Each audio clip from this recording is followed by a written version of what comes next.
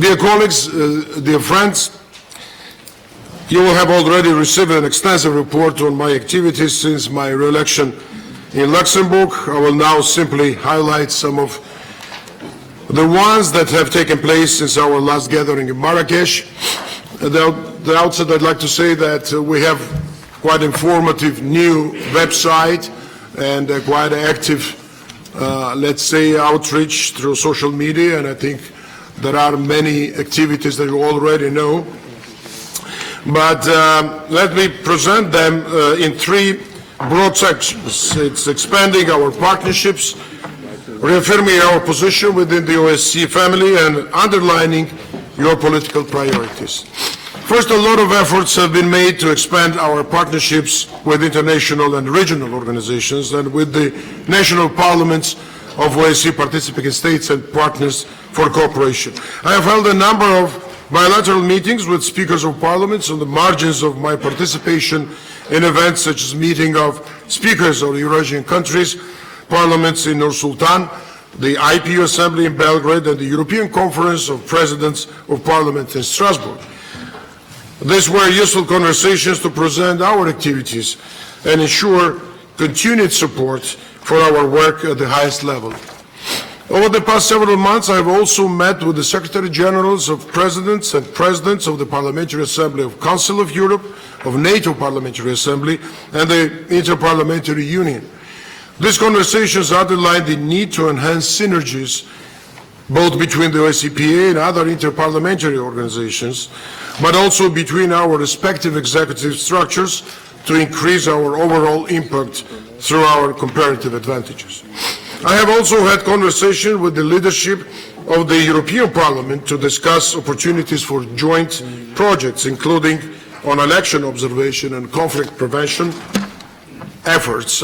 I look forward to continuing this when I visit Brussels next month. Since the fall, I have also worked to highlight the geographical outreach of the OSCE. As a sort of follow-up to our successful autumn meeting in Marrakesh, I visited Cairo with the Vice President Alizard. I'm very much thankful to the French delegation for great support. We were there to encourage the continued participation of Egyptian MPs in our work. I'm convinced that greater parliamentary dialogue with Egypt would greatly contribute to answering challenges in fields such as countering terrorism and radicalization, better managing migration flows, or promoting youth involvement. I visited Central Asian countries, Kazakhstan and Kyrgyzstan, before our autumn meeting, and I was glad to return to Uzbekistan right before Christmas to lead our election observation efforts. I will report on this greater detail tomorrow, so I will just highlight the importance of these elections within an overall significant reform process in the country. I appreciate Tashkent's clear determination to bring more democratic progress, and our Assembly should look forward to supporting this process. Earlier this month, I was in Washington, D.C. for a series of engagements, including a testimony in front of the Helsinki Commission at a hearing of the power and purpose of parliamentary diplomacy, where I discussed the OSCE's activities, challenges, and achievements, and the ways you all support and add value to the multilateral efforts of governments and OSCE institutions. I'd like to thank, and I'm very grateful to U.S. delegation, especially to Chairman Hastings, the co-chair and our Vice President Roger Wicker, and a whole staff. I see here Kyle Parker, Bob Hand, Alex Johnson, and all Helsinki Commission staff for excellent cooperation. I think Secretary General also will prove it when he will make his report, and I think it was a very interesting and also very important endeavor to strengthen our transatlantic cooperation. And I'm planning a similar exercise with the European Parliament's Foreign Affairs Committee next month. Our meetings in Washington further emphasize the strong commitment of the U.S. Congress and government in work of the OSCE and the OSCE Parliamentary Assembly. This support is vital to fully explore our transatlantic dimension and find appropriate answers to our challenges. This transatlantic feature will be on full display later this year with our annual session in Vancouver, thanks to the generous support of our Canadian colleagues. I hope that this will also be a good opportunity to re-engage with our Asian partners for cooperation. To conclude, dear colleagues, on this point, let me say that our outreach efforts are a collective exercise, and I want to thank for your hard work in representing our Assembly at home and abroad. The second point I would like to underline regards the role we play within the OSCE as a whole. I have addressed the OSCE Permanent Council twice since last meeting, and you know that it's also novelty of last few years, addressing 2 times our executive branch. I also spoke at the OSCE Ministerial Council meeting in Bratislava. This allowed for open and frank discussions as what exact role the Assembly occupies in advancing the OSCE goals and supporting the chairmanship priorities. In my exchanges with foreign ministers and ambassadors, I was pleased of the support given by many delegations. It was also the opportunity to clarify some claims regarding our work.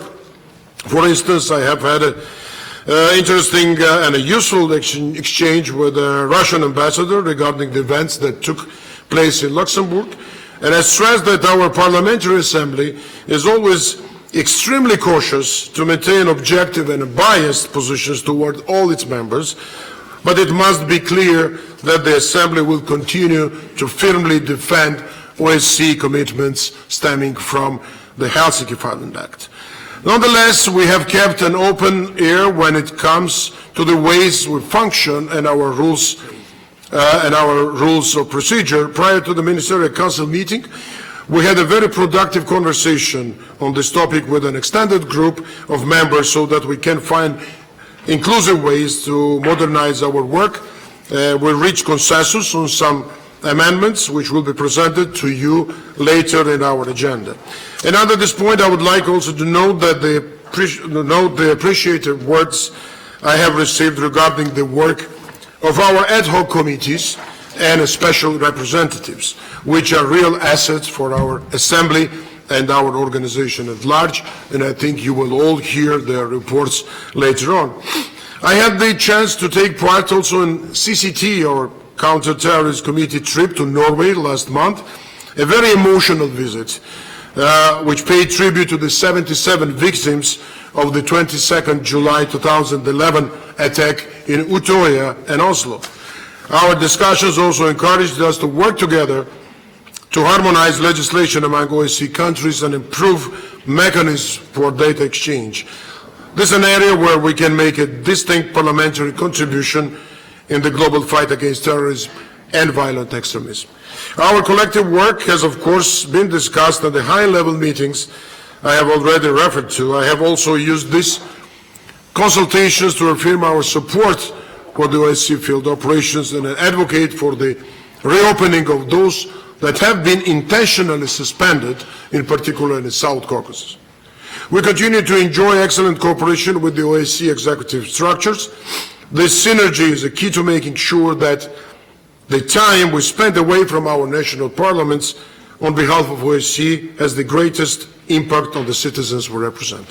We had a very productive collaboration with the Slovak chairmanship in 2019, and we are continuing in that vein with the Albanian chairmanship this year. We prepared the ground by visiting together with Roberto and delegation Tirana last November, and I'd like to thank Albanian delegation for great hospitality. Also, especially proud that our colleague, head of delegation, Dietmir Bushati, serves as the special envoy of the OSCE chairperson in office. To conclude this point, let me also note that I have continued a regular interaction with OSCE institutions.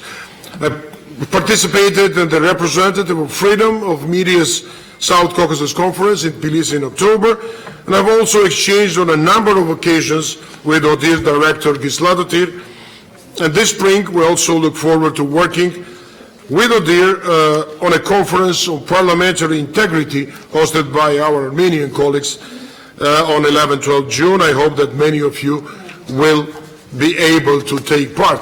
And this is also our agreement with ODIHR to go beyond election observation, because there are many other businesses that we can really enhance and strengthen our collective work. Finally, let me share some key points from visits that further emphasized our Assembly's political priorities.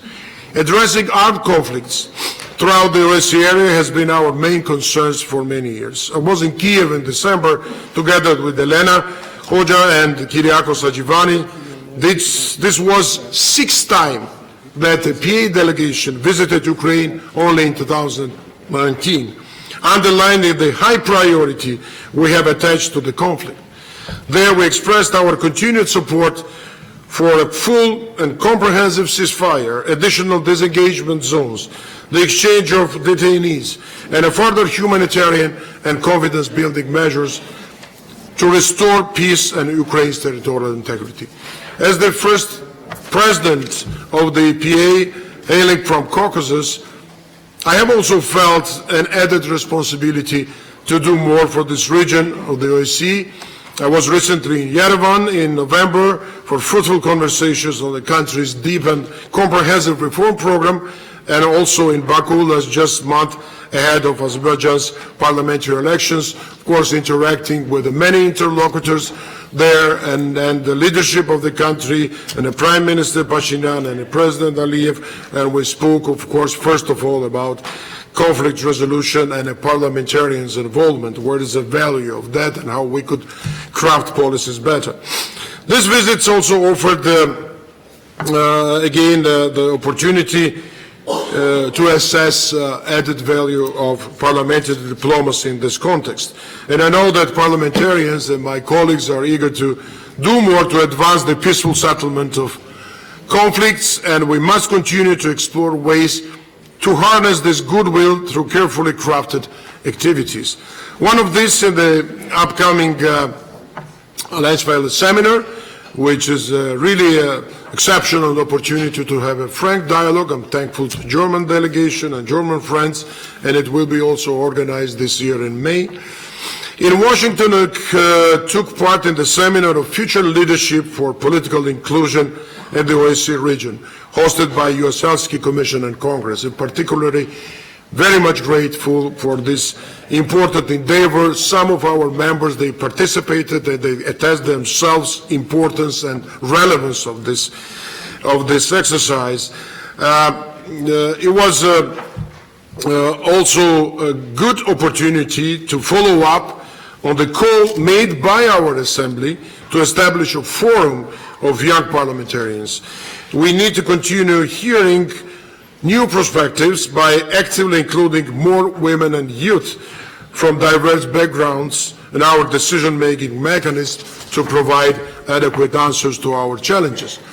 And we should now explore effective ways to institutionalize this kind of initiative, and I think here is a greater role of our Secretariat to come up with the right and adequate suggestions. Finally, to wrap up this point, I have noted during our Bureau meeting in Bratislava a keen interest in addressing China's role in the OSCE region. Some exchanges during my visit to Washington echoed concerns regarding Beijing's emergence in the international scene and, for example, the deployment of the 5G technology or other projects. I agree that our debates should address these meetings of the Silk Road Group, which already facilitated some exchanges with the Chinese representatives. Later this afternoon, Vice President Alizad will also discuss the Belt and Road Initiative during his meeting of the Second Committee, and I think it will be very interesting and a critical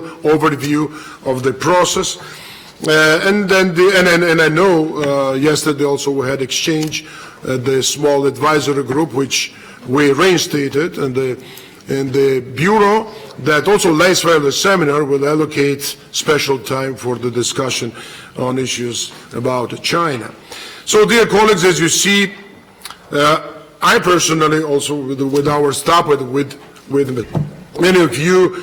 We continue to work tirelessly on behalf of our Assembly over the past few months, and plan also to continuing to do so until our annual session in Vancouver.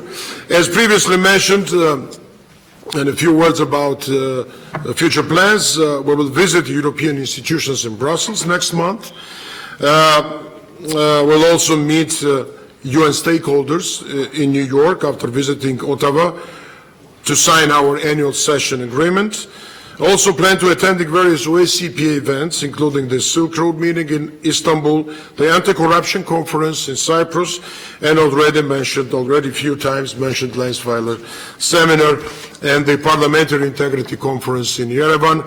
It's also important engagement from OSCE Parliamentary Assembly, and I'd like to encourage all of you to participate in these events. With this, I will conclude now. Thank you for your patience, and thank you for your attention, and I'm much more grateful, of course, for your continued support and engagement in all our work of the Assembly, and personally supporting presidential work. So with this, I finish this part of our agenda.